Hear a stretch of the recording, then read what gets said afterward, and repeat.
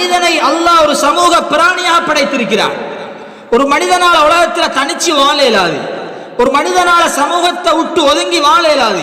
ஒரு மனிதனால குடும்பத்தை விட்டு ஒதுங்கி வாழ இயலாது. ஒரு மனிதனால ஒரு ஊரை விட்டு ஒதுங்கி தனிமையில வாழ இயலாது. அந்த முறையில அல்லாஹ் தஆலா ஒரு மனிதனை ஒரு சமூக பிராணியாக அல்லாஹ் படைச்சிருக்கிறார். ஒரு மனிதனால தனித்து வாழவும் முடியாது, ஒரு மனிதனால் தனித்து சாதிக்கவும் முடியாது. கண்ணியத்திற்குரியவர்களே, மொத்தத்திலே உலகத்திலே நானாகவே வாழ்ந்தேன் என்று சொல்லுவதை விட பிறரால் தான் நான் வாழ வைக்கப்பட்டேன் என்று சொல்லுவதுதான் பொருத்தம். பிறருடைய உதவி இல்லாம நானாக வாழ்ந்தேன் என்று சொல்லுவதை விட பிறருடைய உதவியிலே தான் நான் வாழ்ந்தேன், வாழ்ந்து கொண்டிருக்கிறேன், வாழுகிறேன் என்று சொல்லுவதுதான் பொருத்தம். ஏன் கண்ணியத்திற்குரியவர்களே, அன்பான் அல்லாஹ்வின் நல்லடியார்களே, நான் பிறந்ததே என்னொத்தர உதவியில தானே. நான் நானாக பிறக்கலையே. நல்லா யோசனை பண்ணி பாருங்க. இன்னொருத்தர் தேவையில்ல, யாரையும் உதவி தேவையில்ல, நண்பர்கள் தேவையில்ல, குடும்பம் தேவையில்ல, நிர்வாகம் தேவையில்ல, சமூக சேவையாளர்கள் தேவையில்ல, சிந்தனையாளர்கள் தேவையில்ல, எழுத்தாளர்கள் தேவையில்ல. இப்படி எங்களால வாழ இயலாது. ஒரு சமூகத்தோடு சேர்ந்து வாழ்ற வாழ்க்கையில தான் அல்லாஹ்வுடைய அருளை அல்லாஹ் வச்சிருக்கிறார். நானாக பிறக்கவே இல்லையே. நான் பிறந்ததே என்ற உம்முடைய வாப்படைய உதவியால தான் உலகத்தில் பிறந்திருக்கிறேன். அவங்களோட முயற்சியில வெளிப்பாடு தானே என்ற பொறுப்பே இருக்குது. எனக்கு பெயர் வைத்தது நான் அல்ல, எனக்கு பெயர் தந்ததும் என்னுடைய சமூகம், எனக்கு பெயர் வச்சதும் என்னொத்தர் தான். அதிகமாக என்ற பெயரை பாவிப்பதும் நான் அல்ல, என்னுடைய பெயரை பாவிப்பதும் ஏனையவர்கள் தான். பாருங்க பாப்போம், ஏண்ட பெயர் எப்பயாவது ஒரு விடுத்தம் தான் நான் சொல்லுவேன். யாராவது உங்களோட பேர் என்னன்னு கேட்டா மட்டும்தான் சொல்லுவோம். எங்கேயாவது ஒரு சைன் அடிக்கிறோம்னா மட்டும்தான் எங்களுடைய பெயர் அடிப்போம். ஆனால் என்னுடைய பெயரை நான் பாவிப்பதை விட ஏனையவர்கள், சமூகத்திலே உள்ளவர்கள், குடும்பத்தார்கள் பாவிப்பதுதான் கூட. சகோதரர்களே, என்னை வளர்த்தது நானாக வளர இல்லை, என்னை வளர்த்தார்கள். நானாக வளர இல்லை, என்னை வளர்த்தார்கள். நானாக உருவாகவில்லை, என்னை உருவாக்கினார்கள். என்னை வளர்த்தவர்கள் யாரோ, என்னை உருவாக்கியவர்கள் யாரோ, என்னுடைய பட்டம், எனக்கு தந்த பதவி, இது இன்னொருத்தரால கொடுக்கப்பட்டது. யோசனை பண்ணி பாருங்க பாப்போம். எனக்கு ஆலிம் என்ற பட்டம் நானாக எடுத்துக்கொள்ளலையே. எனக்கு இன்னொருத்தரால தரப்பட்டதுதான் ஆலிம் என்கிற பட்டம். டாக்டர் என்கிற பட்டம் இன்னொருத்தரால தரப்பட்டது. இன்ஜினியர் என்கிற அந்த பட்டம் இன்னொருத்தரால தரப்பட்டது.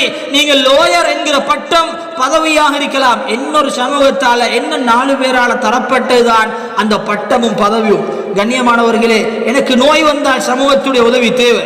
எனக்கு ஒரு ஆபத்து வந்தால் 4 பேருடைய உதவி தேவை. என்னுடைய கவலைகளை பகிர்ந்து கொள்வதற்கு 4 பேர் தேவையா இல்லையா? என்னுடைய சந்தோஷங்களை பகிர்ந்து கொள்ள 4 பேர் தேவையா இல்லையா? என்னுடைய வீட்டு திருமணத்தை அலங்கரிக்க 4 பேர் தேவையா இல்லையா? என்னுடைய வீட்டிலே ஒரு ஜனாசா, என்னுடைய வாப்பா மௌத்தா போய்த்தார், என்னுடைய உம்மா மௌத்தா போய்த்துட்டாங்க, எனக்கு மனதுக்கு ஆறுதல் சொல்லுவதற்கு சமூகம் தேவையா இல்லையா? என்னுடைய வாப்ப மௌத்து, யாருமே வரல, நானும் என்ற நாணவும் தாத்தவும் மட்டும் கபரை தோண்டி கஃன் செஞ்சு அடக்கினா எவ்வளவு ஒரு வருத்தம் இருக்கும், எவ்வளவு ஒரு கவலை இருக்கும். அந்த ஜனாசாவை பத்தி சமூகத்தில் கண்ணியமா பேசுவாங்களா, மோசமா பேசுவாங்களா? கண்ணியத்திற்குரியவர்களே, எல்லா கட்டத்திலும் சமூகம் தேவை. நண்பர்கள் தேவை, மூத்தவர்கள் தேவை, வயோதிபர்கள் தேவை, உலமாக்கள் தேவை, ஆசிரியர்கள் தேவை, அதிபர்கள் தேவை, வாலிபர்கள் தேவை, பெண்கள் தேவை, சகோதரிகள் எல்லாரும் தேவை. சகோதரர்களை யாரையும் ஒதுக்கிவிட்டு, யாரையும் தள்ளிவிட்டு ஒரு மனிதனாலே ஒரு சமூகத்திலே வாழ முடியாது என்கிற ஒரு உண்மையைத்தான் அல்லாஹ் சொல்லித் தருகிறான்.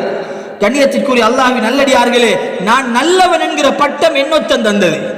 நான் நல்லவன் என்று நான் சொன்னா நான் பைத்தியகாரன். மன் மதஹ நஃப்ஸஹு ஃபஹுவ ஜாஹில்.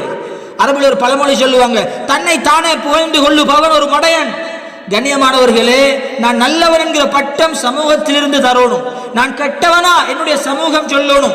கண்ணியத்திற்குரிய அல்லாஹ்வின் நல்லடியார்களே, ஸல்லல்லாஹு அலைஹி வஸல்லம் மொத்தத்தில் நான் மரணித்தால் என்னுடைய கடமைகளை செய்வதற்கு 4 பேர் தேவை. சகோதரர்களே, என்னுடைய ஜனாசாவை தூக்க 4 பேர் தேவை, கஃன் செய்வதற்கு 4 பேர் தேவை, குழி தோண்டி அடக்கம் செய்வதற்கு 4 பேர் தேவை, துஆ கேட்க 4 பேர் தேவை. மொத்தத்திலே என்னுடைய பிறப்பும் என்னொத்தரோடு தொடர்படுகிறது, என்னுடைய இறப்பும் அனைத்துமே மொத்தத்திலே அடுத்தவர்கள் போட்ட பிச்சை தான் என்று தான் சொல்லணும். கண்ணியமானவர்கள் ஸல்லல்லாஹு அலைஹி சொன்னார்கள், தனித்து வாழுகின்ற ஒரு மூமினை விட சமூகத்திலே யாரும் தேவையில்லை, எங்களுக்கு ஊர் தேவையில்ல, சமூகம் தேவையில்ல, நானும் என்ற பாடும் என்று வாழ்றாங்களே, இவங்களை விட சமூகத்தோடு சேர்ந்து வாழுகின்ற மூமின் அல்லாஹ்விடத்திலே ஏற்றமானவன்.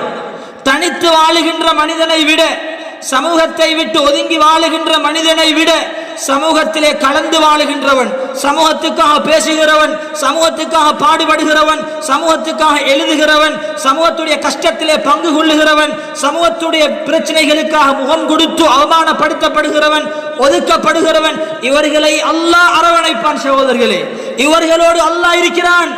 இன்னல்லாஹ லமஅல் முஹ்ஸினீன், அல்லாஹ் முஹ்ஸினீன்களோடு அல்லாஹ் இருக்கிறான். சமூகத்துக்கு உபகாரம் செய்யக்கூடியவர்களோடு அல்லாஹ் இருக்கிறான். இன்னல்லாஹ யுஹிப்புல் முஹ்ஸினீன், சமூகத்துக்கு பேசுறவங்களை அல்லாஹ் விரும்புகிறான். சமூகத்துக்கு பாடுபடுறவங்களை அல்லாஹ் விரும்புகிறான். சமூகத்துடைய விடியலுக்காக முயற்சி செய்யறவங்களை அல்லாஹ் விரும்புகிறான். குர்ஆன் எடுத்து பாருங்க, அல்லாஹ் யாரை விரும்புகிறான் என்று குர்ஆன்ல பார்த்த நேரம், யார் அடுத்தவங்களுக்காக வாழுகிறார்களோ அவர்களை அல்லாஹ் விரும்புகிறான். யார் தனக்காக வேண்டி மாத்திரம் வாழுகிறார்களோ, தன்னை பற்றி மாத்திரம் யோசிக்கிறாங்களோ, தன்னுடைய குடும்பத்தை பற்றி மாத்திரம் யோசிக்கிறாங்களோ, இவர்களை அல்லாஹ் ஒருபோதும் அல்லாஹ் விரும்ப மாட்டான்.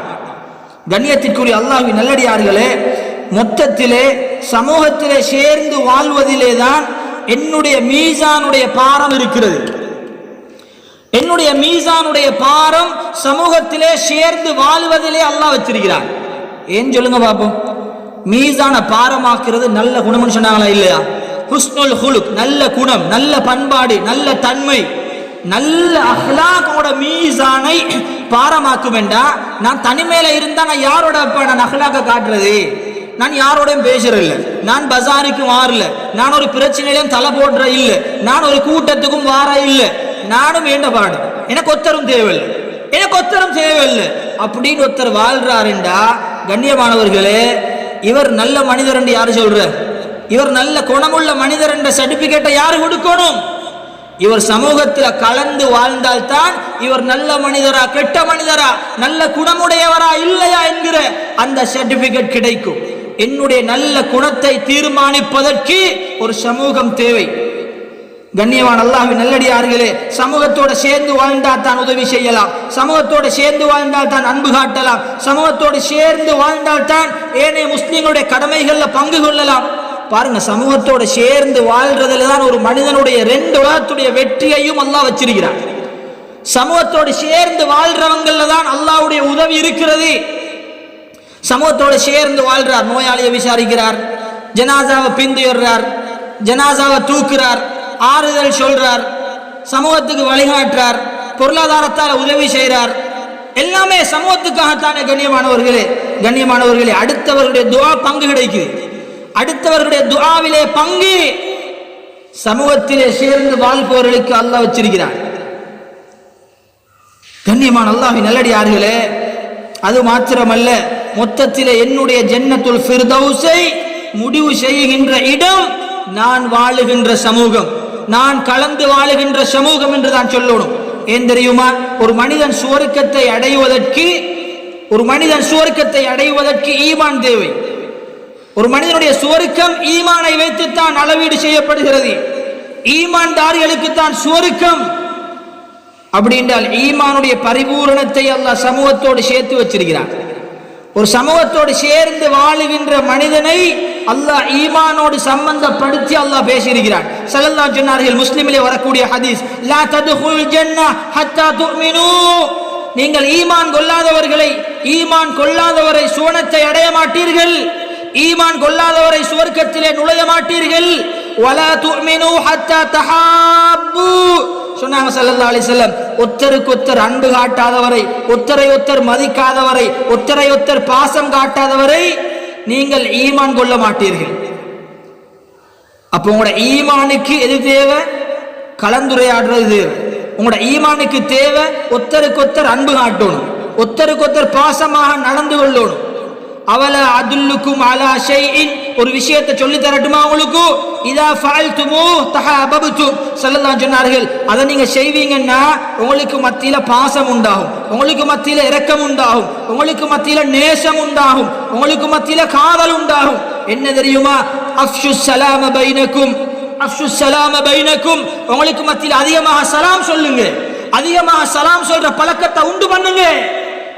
அதிகமாக சலாம் சொன்னால், கண்ணியமான அல்லாஹ்வின் நல்லடியார்களே, அதிகமாக சலாம் சொன்னால் அதிகமான அன்புண்டாகும். அதிகமான அன்புண்டானால் அதிகமான ஈமான் கிடைக்கும். அதிகமான ஈமான் கிடைத்தால் அல்லாஹ்வுடைய சுவர்க்கம் கிடைக்கும்.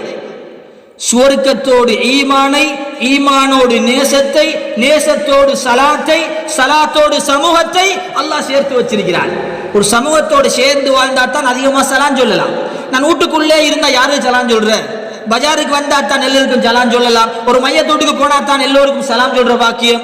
விளையாட்டு இடத்துக்கு போனா தான் எல்லாரையும் கண்டு சலாம் சொல்ற பாக்கியம்.